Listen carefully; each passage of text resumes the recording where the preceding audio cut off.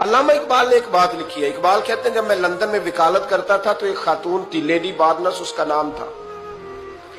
چھوٹے موٹے مقدمات لے کے وہ میرے پاس آتی تھی. بی بی ایک ہوٹل چلایا کرتی تھی. اس کا خامند جو تھا وہ فوج میں ملازم تھا. اقبال نے خود لکھا ہے, اقبال فرماتے ہیں کہ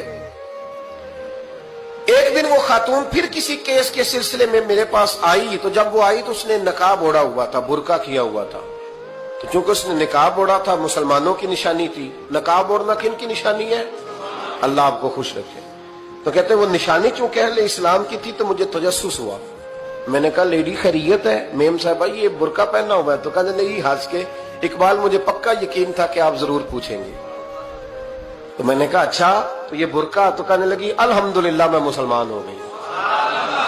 تو میں نے فوراً کہا کہ آپ کا شوہر تو فوج میں ملازم ہے, فوجی کے لیے بدلنا اور پھر ملکی قانون اور یہ چیزیں. تو کہنے لگی اس نے مجھے کیا کہنا تھا, وہ خود کلمہ پڑھ گیا.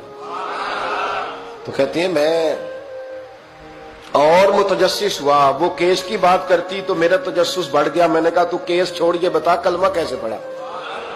تو کہنے لگی اقبال اصل بات یہ ہے کہ میں نا بے اولاد تھی, خامد بھی بڑے اچھے پیسے کماتا, میں خود بھی ہوٹل چلاتی, پر ڈپریشن اور ٹینشن اور بلا وجہ کی پریشانیاں جان نہیں چھوڑ. یہ ٹینشن اور ڈپریشن کا نا مجھے عربی ترجمہ کوئی نہیں ملا. یہ ڈپریشن اور ٹینشن کا نا میں نے تلاش کیا ہے, لیکن مجھے عربی لغت کے اندر ان کے معنی مجھے لگتا ہے کہ اس زمانے میں یہ چیزیں تھی ہی نہیں. ہوتی تو ان کا کوئی نام بھی, یہ آج ہے نا تو اس لیے آج کے زمانے میں ہی نام ہے مفت کا, مفت کی پریشانی. تو کہتی ہے مجھے ٹینشن اور ڈپریشن رہتی تھی ہر وقت, بڑی میں پریشان رہتی تھی. میرے ساتھ ایک عجیب واقعہ ہوا کہ میرے ہوٹل میں نا ایک بابا جی برتن مانجتے تھے.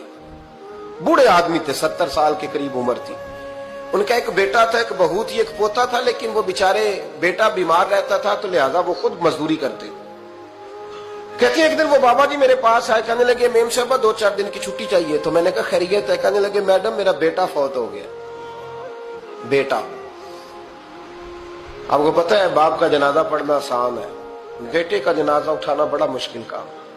کہتی ہے میں کچھ لکھ رہی تھی, میرے ہاتھ سے قلم گر گیا. میں نے خود گاڑی بھیجی, بابا جی گاؤں چلے گئے جہاں وہ رہتے تھے. کہتی 2-3 دن کے بعد میں اور میرا شوہر گئے تو رستے میں ہم باتیں کر رہے تھے کہ کیا تعزیت کریں گے.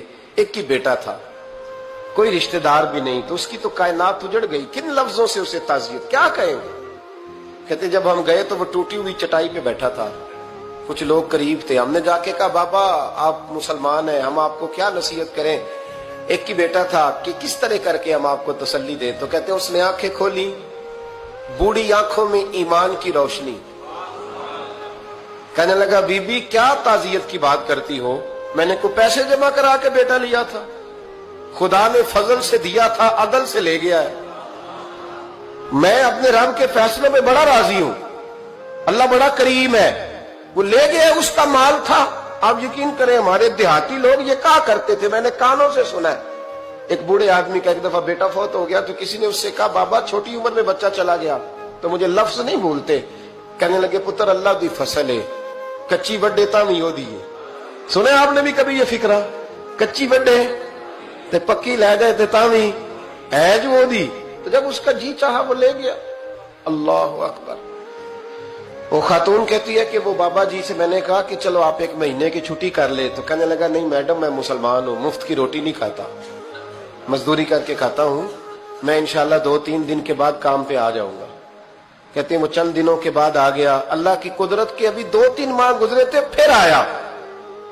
میڈم چھٹی چاہیے کچھ دنوں کی. میں نے کہا خیریت ہے؟ کہنے لگے وہ میری بہو بھی ہارٹ اٹیک سے فوت ہو گئی. کہتے اب میں بھی تڑپ گئی اور عیسائی ہو کہ میری آنکھوں میں آنسو آ گئے. میں نے کہا گھر کا دروازہ بند ہو گیا, اب یہ بیچارہ کیا کرے گا. وہ اپنے شوہر کے غم میں ہارٹ اٹیک سے فوت ہو گئی.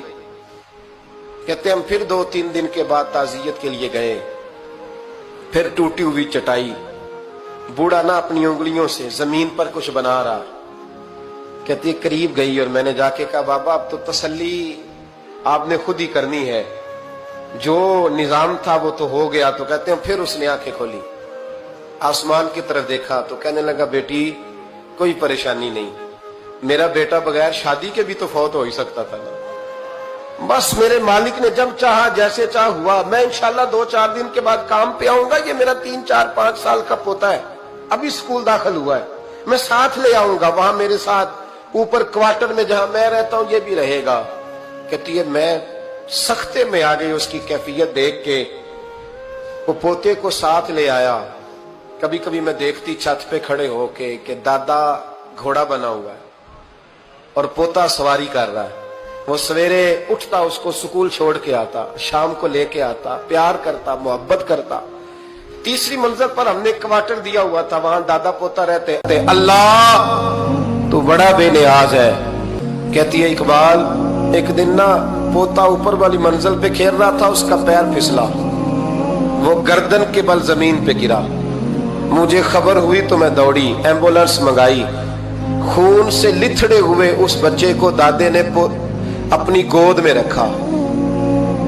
और जब हम अस्पताल की तरफ गए तो हॉस्पिटल बाद में आया, जनाबे इजराइल पहले आ गए और कहते वो गोद में दम तोड़ गया।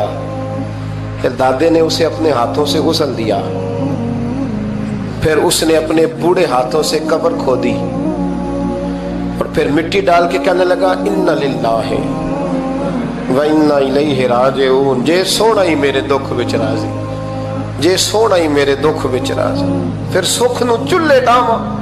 कहती वो मिट्टी डाली उसने और जब वो वापस पलटा तो मैं बाजू से थाम के होटल करीब लाई और मैंने उसके करीब कहा कि बाबा तू टूट गया है, तू बिखर गया है। तो कहते यूं उसने हाथ रखे और यूं आंसू छटक दिए। कहने लगा मैडम क्यों क्यों, मेरे अंदर कोई अकीदा नहीं, मैं कोई लवारस हूं, मेरा कोई रब नहीं, मैं क्यों परेशान रहूंगा, मैं तो पका हुआ फल हूं। थोड़े दिन गुजरेंगे कब्र में जाऊंगा और जब जन्नत में जाऊंगा तो अल्लाह मेरी बेटे से भी मुलाकात कराएगा, मेरे पोते से भी मुलाकात कराएगा, मेरा रब सारी मुलाकातें करा देगा। मैं अपने अल्लाह की रजा पे बड़ा राजी हूं। वो खातून कहती है मेरा और मेरे शौहर का कलेजा फटने लगा। मैंने कहा बाबा ये जज्बा कहां से मिलता है, ये सुकून कहां से आता है, ये कैफियत कैसे मिलती है। मुझे कहने लगा तूने लेनी है। मैंने कहा तो कहने लगा तू भी गुंबद खजरा वाले नबी का कलमा पढ़ जा, अल्लाह तुझे सुकून अता करे।